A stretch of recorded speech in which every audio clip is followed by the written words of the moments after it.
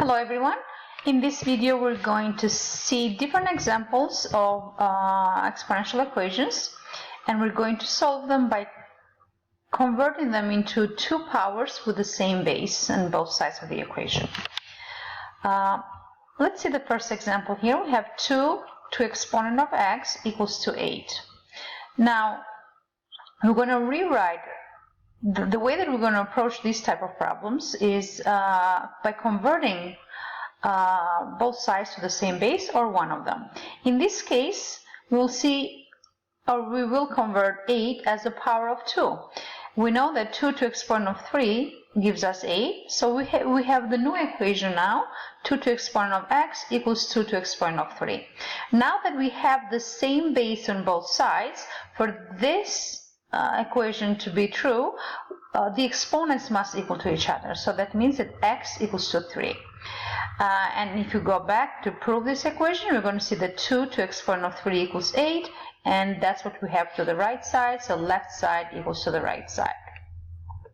On the second example now, we have 729 equals to 9 to exponent of x. Again, the same approach. We're going to see if we can find a number that brought to exponent, or if 9 to any exponent will give us 729. And yes, 729 can be written as 9 to exponent of 3. Then we have the new form of the equation, 9 to exponent of 3 equals 9 to exponent of x. Again, we have the same two powers that are equal to each other, that have the same base, which means that the exponent must be equal. Therefore, x equals to 3. The same approach on the third example. The difference here is that we have a negative base. Negative 2 to exponent of x equals to negative 32. That means that we're going to rewrite number negative 32 as the power with the base negative 2. And then we know that negative 2 to exponent of 5 equals negative 32. So we have the new equation, negative 2 to exponent of x equals to negative 2 to exponent of 5. Therefore, we create an equation that has two equal powers with the same base. That means that the exponents must equal to each other. Therefore, x equals to 5. Now, when we have examples as example number 4, 5 to exponent of x equals to 1 over 5. Every time we see a fraction like this, we're going to think of negative exponents. So we will write 1 over 5 as 5 to exponent of negative 1. And by writing this, we have a new equation that has two equal powers with the same base on both sides. Therefore, we will equal the equations, the exponents, x equals to negative 1. Example 5 now is a different form. We have 6 to exponent of x equals to 1. Okay, we know that, let's recall a little bit the zero exponent property or rule. Any number to exponent of 0 gives us 1. That means that we can rewrite 1 as 6 to power of 0. Therefore, we rewrite the equation as two equal powers with the same base of 6, from where we get x equal to 0.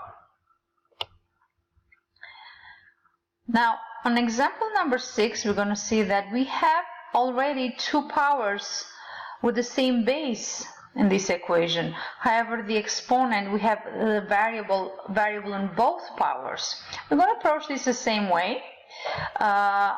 Since we already have the same base, we don't have anything to do with that, just to equal the exponents. So we're going to write 2x plus 1 equals to x, and then we're solving this linear equation. We're going to group the terms that have the variable in one side and the free terms to the other side. So we're going to subtract x to both sides, and we're going to have 2x minus x to the left side of the equation, and we're going to move 1 by switching the sign to the other side, simplify, and then we get x equal to negative 1. Alright, the next example now is a little bit different. We do have a variable in both exponents and both sides of the equation. However, to the right we have a base of 36 and to the left of the equation we have base of 6. So what we have to do here, we're going to convert this the number 36 or the base of 36 as a base of 6 to exponent of 2. And then we're going to use the power of a power rule. And then we're going to rewrite the equation as 6 to exponent of 9 minus x. As you see, we did not change anything to the left side. And then 2 multiplied by x using the power rule. We're going to write the right side as 6 to exponent of 2x. Now we have two equal powers with the same base. So that means that we can equal the exponents. And then again, we solve this linear equation. 9 minus x equals to 2x. Group the terms that have the variable, simplify, and then we get x equals to 3. So in example number 6, we already have two bases in both, the same bases in both sides. In example number 7, we saw that we had to rewrite one side of the equation as a different power. On example number 8 now, we're going to see here we have 27 to exponent of x minus 2 equals to 9 to exponent of 2x. Now we cannot rewrite 27 as a power with the base 9, but what we can do, we write both 27 and 9 as powers of 3. So therefore we have 27, we write it as 3 to exponent of 3, and 9 we write it as 3 to exponent of 2. And then both sides we're going to use the power of a power rule, and then we have to pay attention here because we have x minus 2 multiplied by 3, so we have to use a distributive property here. We're going to multiply 3 with x, and we're going to have 3x.